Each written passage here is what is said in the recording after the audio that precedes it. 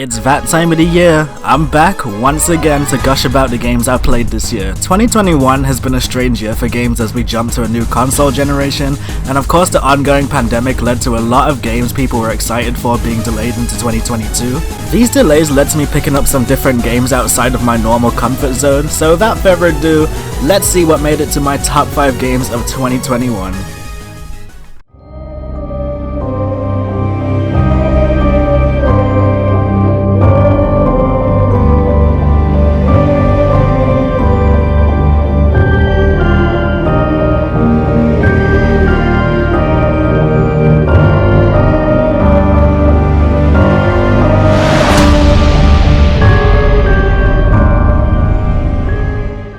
Some of you may know that I'm not a fan of horror games at all, but the Little Nightmares series is one of the few that I can stomach. Little Nightmares 2 doesn't exactly reinvent the formula from the original game, but rather enhances what was there already. In Little Nightmares 2, you play as a new character named Mono who awakes in the forest, with your objective being to reach the signal tower in the central city. Along the way, you'll encounter the original game's protagonist Six, and from there the horror unfolds. What I like about the Little Nightmares games is that they rarely rely on cheap jump scares and instead opt for creepy, depressing, and dark atmospheres and environmental storytelling to immerse you and for you to draw your own conclusions and theories. The big highlight of these games are the grotesque and warped adult enemies that preside over a general area and chapter of the game.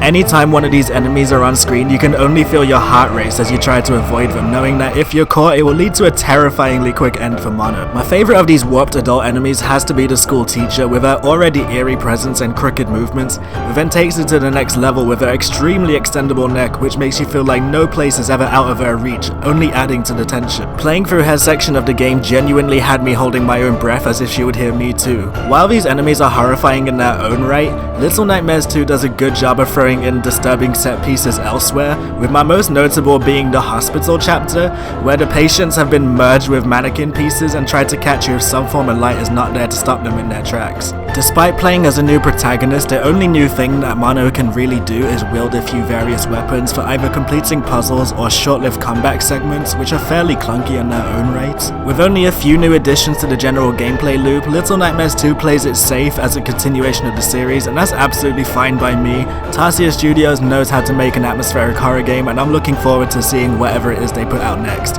Little Nightmares 2 lands at number 5 on my list. Let's see what's next.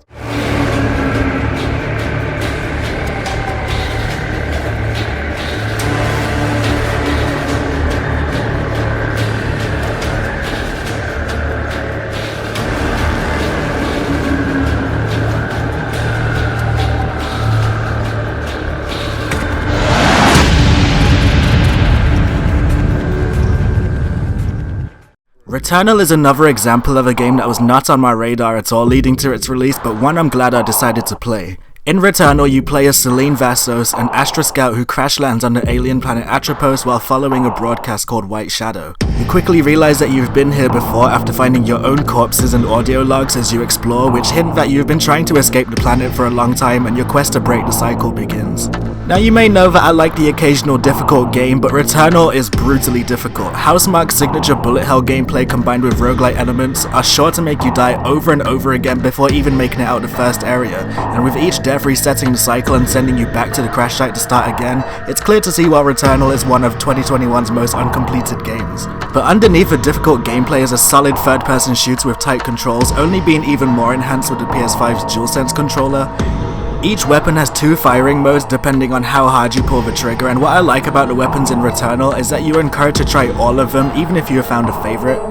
Using each weapon unlocks new alternate firing modes and traits, suddenly making a weapon you weren't too keen on your new favorite. Despite all of that, the Hollow Seeker is the best weapon in the game, don't at me. Returnal also has some of the most intense and jaw-dropping bosses with some of the best soundtracks I've heard all year, my favorite being Hyperion, who plays a giant organ-like instrument during the fight, making for such a memorable encounter as you try to dodge the screen full of projectiles.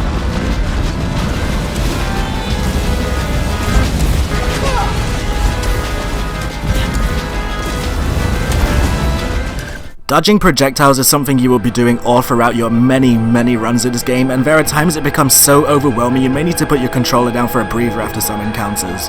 Making it through a tough encounter or boss fight without taking a single hit is one of the biggest adrenaline rushes you will feel in any game. As much as I enjoyed the challenge, what kept me picking myself back up to try again is Returnal's story, and seeing what Celine's connection with this planet is, and along the way, you were given little sprinkles of first-person horror-like sequences, with small bits of vague information hinting that something dark and sinister is at play, but I don't want to spoil anything here, just play it for yourself. Returnal is definitely one of the hardest games I have ever played, only made harder at the time I played it since you couldn't suspend your runs, meaning you had to commit for potentially hours only to be sent right back to the beginning and feel empty inside until you try again. Housemarque has made a fantastic game here, and if you own a PS5 you should at least give it a shot. Returnal sits at number 4 on my list. Let's take a look at number 3.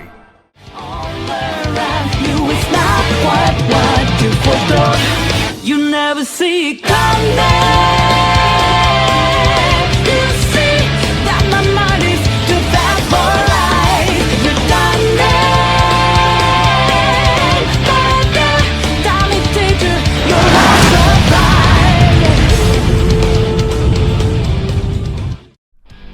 The Phantom Thieves are back in what I originally thought was just a simple spin-off game, but turns out to be a direct continuation of the Persona 5 story. Just pretend that Royal never happened. This is my first time trying a Musou-style game with so many enemies on screen at once, and to be quite honest, it wasn't doing it for me at first and left me feeling quite overwhelmed to begin with. But after pressing on with it some more, it all finally fell into place when I realized that this is just simply Persona 5 in real time. Enemies still have their weaknesses just like in the base game, so the combat revolves around that same concept. The combat gets even more fun when you factor in that Joker is not the only playable character here, and you're able to play as each member of the Phantom Thieves individually, and all fill a different role and combat style, so there's a lot to learn just outside of the main protagonist. I was quite surprised at how much of the traditional Persona systems are still present here. The game still runs on a calendar system to progress the story, the Velvet Room is still here to execute and fuse personas, and many others that contribute to the classic Persona feel, and although they may be much more simplified here, it's still nice to see them in play.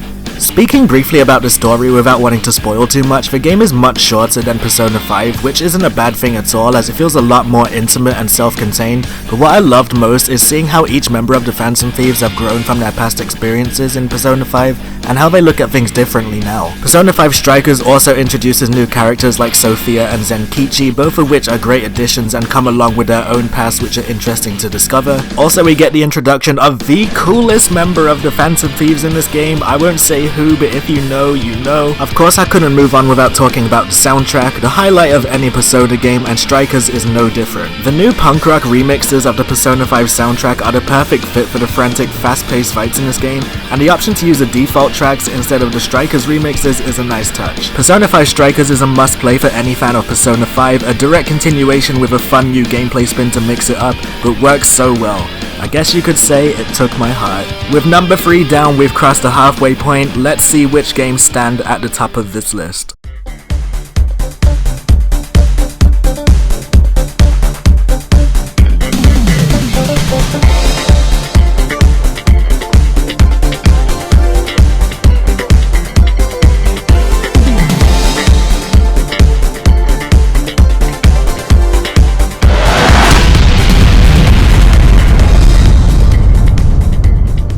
Despite it landing at number 2 on my list, trust me when I say that It Takes Two is the most fun I've had with a game in years. It Takes Two is a completely co-op experience that will put you and your partner in control of either Cody or May, a couple on the brink of divorce, but when their daughter Rose makes a wish to the Book of Love Dr. Hakim to save their marriage, the couple awake and find themselves as dolls, and the adventure to fix their relationship begins. This is done in a clever way as each pillar of their relationship that needs to be fixed is directly tied to the gameplay. For example, in order to work on their attraction, they're each given one half of a magnet to push and pull towards one another to overcome obstacles. In order to fix their teamwork skills, one player will be given a sap gun while the other will use a matchstick gun to detonate the sap in order to defeat enemies and obstacles. This collaborative gameplay is persistent throughout the entire experience, so while Cody and May are having to work together in-game, so are you and your partner in real life. What impressed me most about It Takes Two is the sheer amount of gameplay variety as you are constantly doing something new. One minute you could be jetting through an underwater level, the next you could be in a Diablo-esque dungeon crawler, or having a Street Fighter style fight with a squirrel on top of a plane. You would think that a game that tries to do too much would fumble under its own ambitions, but It Takes Two simply never does. Just one gameplay mechanic could be used to make an entire fully priced AAA game, but here they just decided let's do a little bit of everything and absolutely nail it. Hazelight have made an absolute gem with It Takes Two, and it's clear to see why it won Game of the Year at the Game Awards. The gaming industry is severely lacking in the co-op game department. We need more games like this that just bring the fun back to gaming. It's almost time to see which game stands at the top of the list, but before that, let's take a look at some honorable mentions. Here are some games I played this year that I enjoyed to varying extents, but not enough to place them into the top 5, starting with Knockout City. A simple but extremely fun PvP dodgeball game which is unique in its own right and is updated with new content fairly regularly that keeps me coming back. This game is not talked about enough for how good it is. Give it a try, you might be surprised like I was. Fist, forged in Shadow Torch. Once you look past a ridiculous name, you'll be met with a seriously good diesel punk Metroidvania with solid combat and a good setting, and you play as a rabbit with a giant mechanical fist. I don't think I need to say anymore. Kenna Bridge of Spirits. Easily the best indie game of the year with an absolutely gorgeous art style and surprisingly good combat. I won't say much more as I have a full playthrough up on the channel if you want to see my first impressions and overall thoughts on the game. Death's Door. Remember that I just said Kenna was the best indie game of the year? That was a lie, because it's this one right here. Death's Door honestly took me by surprise with its setting, soundtrack, boss fights, and overall aesthetic. I still think about it often, and I am in dire need of a sequel. Life is Strange True Colors. I'll be honest, I really didn't enjoy Life is Strange 2, so I was very on the fence about True Colors, but I'm glad it was a return to form for the series, with a good setting, likable characters, and of course, having the power back in our own hands. Life is Strange True Colors almost made it into the top 5 list, I enjoyed it so much. Those are all of my honorable mentions. It's finally time. Let's see what game sits at the top of the list. It must be true. This is Deathloop. At the beginning of the end again. It's deja vu. In this game of survival that never ends. From the 60s aesthetic, the time-looping concept, the punchy gameplay, the catchy soundtrack, the freedom to play however you want, and every other component that makes this game as great as it is, puts Deathloop at the top of this list and my game of the year for 2021. In Deathloop, you play as Colt, trapped on Black Reef Island stuck in a time loop of a never-ending party, and the only way to break the loop is to kill 8 visionaries in a single day. But of course it could never be as simple as it sounds, as Black Reef is a big island, and each target resides over a different parts of it at different times of the day.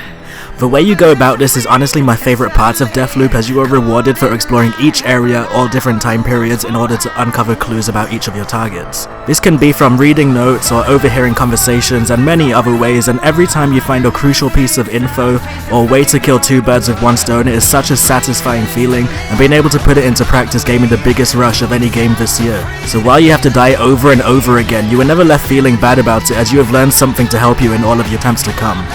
When it comes to general gameplay though, Deathloop absolutely knocks it out of the park. To me, this feels like Arcane Studios at their peak and finally able to break free from their stealth shackles, which I felt held back some of their past games, and always thought they contradicted themselves, giving you all of these cool powers and weapons, but punishing you for ever using them in anything but stealth scenarios. But Deathloop doesn't suffer the same fate in the slightest. This is most evident in the fact that your main weapons this time around are guns, so I was able to still try the stealth approach when I wanted to, but knowing in the back of my head, if it goes wrong, I can go guns blazing without having to worry about the consequences, and sometimes I would just start firing because the weapons in Deathloop are some of the best I've used all year. Each weapon has such a great feel to it, from the pressurized nail gun to stealth kill your targets, or the 4-pounder to wreak havoc with, and if you're playing on PS5, the DualSense controller only makes them feel even better with its adaptive triggers. My favorite weapon has to be the Strelak Versio, a pair of dual pistols which can then be put together to create a more accurate long-range SMG, and the animation for it fills me with joy every single time.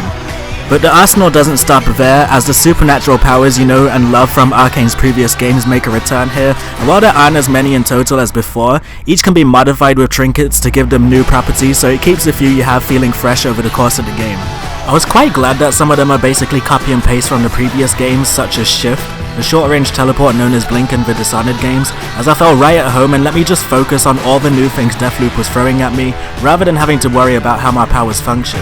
There are already so many layers to Deathloop, so while you're trying to navigate your way through those, building your arsenal and following your visionary leads, there is always one lingering threat: Juliana Blake. Unlike all the other visionaries that will only become hostile once you enter their territory to try to kill them, Juliana is a constant threat and she is on the hunt for you, and to stop your plans in their tracks as she is trying to stop you breaking the loop. So just when you think you're making great strides, she will be there to stop you. This is made even more exciting by the fact that Juliana is often controlled by other players, unless you turn the setting up of course, so it leads to intense games of cat and mouse while you try to accomplish your mission. Juliana is always present as part of the story, constantly taunting Colt over the radio, and the banter you get between the two are so hilariously well written, and gives off that there is a history between the two of them, and finding out what that is keeps you going as you try to break the loop. Their respective voice actors did such a good job at bringing them both to life.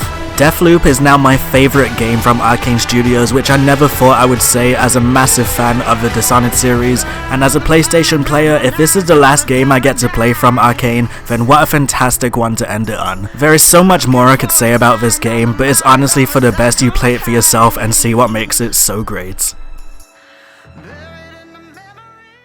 Well, here we are at the end of yet another one of these top 5 game videos. What did you think? Did you agree with my list? What was your personal top 5? Let me know in the comments, I'd love to hear it. This video is always meant to be the final one of the year for me, but we've already slipped into 2022 now, so I wanted to just say that I'm unhappy with how 2021 was on the channel. I've never been so unproductive and inactive for such long periods of time since I started a few years back, and I can't even guarantee that this year will be any different, but I do want to try. Looking at 2022 though, there are so many exciting games to look forward to: Horizon Forbidden West, Elden Ring, God of War Ragnarok, and so many others. I can't wait to see what will make it to my top 5 list this year. Thank you so much for watching as always, and a huge shout out to my buddy Penri for creating the countdown numbers you saw in this video. I absolutely love them.